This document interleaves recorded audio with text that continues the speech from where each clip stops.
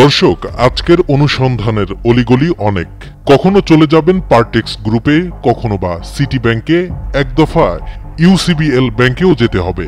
জানবেন গ্রাহকের টাকা আত্মসাতের গল্প। এরপর আছে ট্যাক্স ভ্যাট ফাঁকির, পারিবারিক পরম্পরা, এমনকি অস্ত্র ও মাদকের দৃশ্যপটও আজ রয়েছে। এরপর ফ্যামিলি ড্রামা শেষে পরিপূর্ণ মাফিয়া ফ্যামিলির সিনেমা দেখবেন আজ। শুরু করি সিটি ব্যাংক থেকে। সিটি ব্যাংক প্রতিষ্ঠা হয়েছিল ফিনিক্স গ্রুপের চেয়ারম্যান দীন মোহাম্মদের হাত ধরে, কিন্তু পরবর্তী সময়ে ব্যাংকটি হাশেম পরিবার অর্থাৎ পারটেক্স গ্রুপের ব্যক্তিগত মানিব্যাগে রূপান্তর হয়। বর্তমানে চতুর্থবারের মতো ব্যাংকটির চেয়ারম্যান হিসেবে রয়েছেন হাশেম পুত্র আজিজ আল কায়সার। আজিজ আল কায়সার বর্তমানে পারটেক্স স্টার গ্রুপের পরিচালক পদেও আছেন। এমনকি এর আগে তার ভাই আশফাক আজিজ রুবেলও সিটি ব্যাংকের চেয়ারম্যানের দায়িত্বে একাধিকবার ছিলেন। পারিবারিকভাবে ব্যাংকটিকে তারা মানি মেশিনের মতো ব্যবহার করেছেন। যাচ্ছে তাই ভাবে ঋণ গ্রহণ ও প্রদান করেছেন আজিজ আল কায়সার। স্বাক্ষর জালিয়াতি করে গ্রাহকের টাকা আত্মসাৎ করেছেন এবং সবকিছুই তারা সংকোচহীনভাবে করে গেছেন পতিত আওয়ামী লীগের ছত্রছায়ায়। এবং পারিবারিকভাবে ব্যাংকটি নিজেদের আয়ত্তে রাখতে তারা শীর্ষ আওয়ামী নেতাদের চাহিদা মতো ঋণ সরবরাহের ও ঋণ খেলাপি করার সুযোগ করে দিয়েছেন। মালয়েশিয়ায় সিটি ব্যাংকের সহযোগী প্রতিষ্ঠান সিবিএল মানি ট্রান্সফারের চেয়ারম্যান হিসেবেও নিয়োজিত আছেন আজিজ আল কায়সার।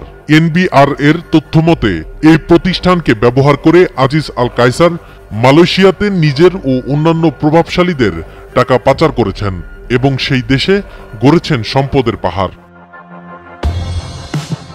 এদিকে সিটি ব্যাংক নয়, শুধু তাদের অর্থের ক্ষুধা মেটাতে বাধ্য হয়েছিল ইউনাইটেড কমার্শিয়াল ব্যাংক।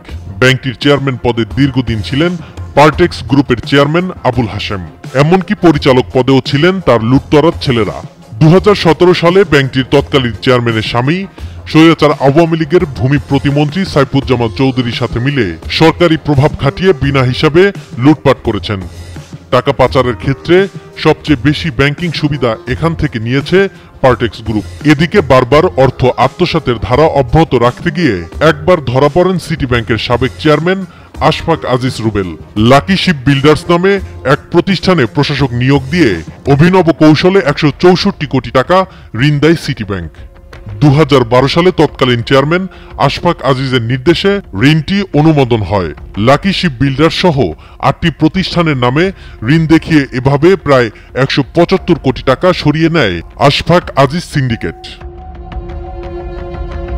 দর্শক, সবচেয়ে হাস্যকর বিষয় ছিল লাকি শিপ বিল্ডার্সের নামে বিভিন্ন ঋণ দেখানো হলেও ওই ঋণের অর্থ রুবেল আজিজ ও তার স্ত্রী স্বজনদের মালিকানাধীন ব্যাংক অ্যাকাউন্টে সরিয়ে নেওয়া হয়েছিল।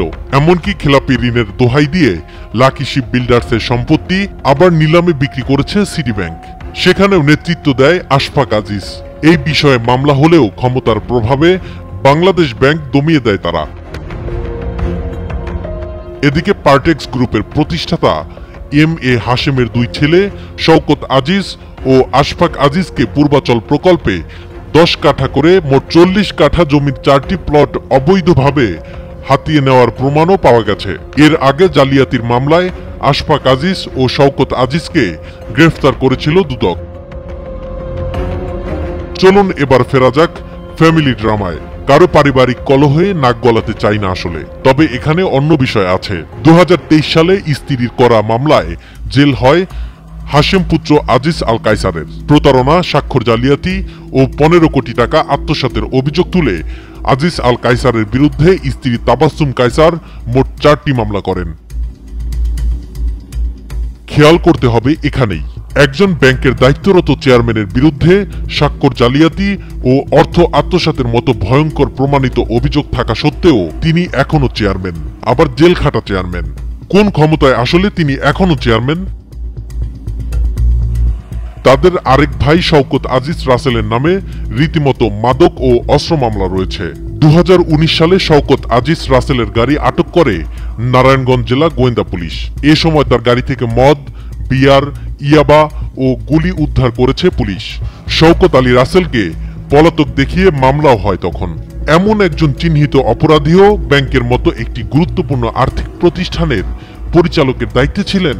আসলে হচ্ছেটা কি দেশে? এদিকে সিটি ব্যাংকের চেয়ারম্যান আজিজ আল কায়সার বর্তমানে পার্টেক্স স্টার গ্রুপের পরিচালক পদেও আছেন। সেখানে বসে বিচক্ষণতার সাথে দেশের ট্যাক্স ভ্যাট ফাঁকি দিয়েই চলছেন। বাজারে তাদের মানহীন ও অস্বাস্থ্যকর পণ্য নিয়ে আলোচনায় আর নাই গেলাম। ভ্যাট গোয়েন্দা অধিদপ্তর পার্টেক্স গ্রুপের প্রতিষ্ঠানের ড্যানিশ ফুডস লিমিটেডের বিরুদ্ধে তদন্ত করে প্রায় 3 কোটি 43 লাখ টাকার ভ্যাট ফাঁকি উদ্ঘাটন করেছে, যা ছিল মাত্র এক আর্থিক বছরের। 16 বছরের হিসেব টানলে এই অঙ্ক দাঁড়াবে 56 কোটি টাকায়। এদিকে আরো ভয়াবহ বিষয় হচ্ছে, প্রতিষ্ঠানটি অপরিশোধিত ভ্যাটের অভিযোগ মেনে নিয়ে স্বেচ্ছায় প্রায় 2.5 কোটি টাকা জমা দেয়। কিন্তু ভ্যাট গোয়েন্দা অধিদপ্তর জানিয়েছে তারা টাকা জমায় ভুয়া কাগজপত্র দেখিয়েছে। দেখেন দর্শক, কোন লেভেলের বাটপার, চিন্তা করা যায়।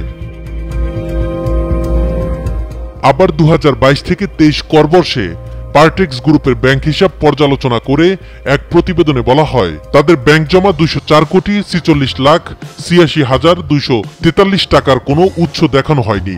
এই বিপুল পরিমাণ অর্থ অপ্রদর্শিত আয় বলে স্পষ্টতই প্রতীয়মান। অর্থাৎ এই বিপুল পরিমাণ টাকা প্রতিষ্ঠানের বিক্রি, যার উপর কর পরিশোধ করা হয়নি। মানে পুরো টাকাই হাফিস করে দিয়েছে হাশেম পুত্র আজিজ আল কায়সার।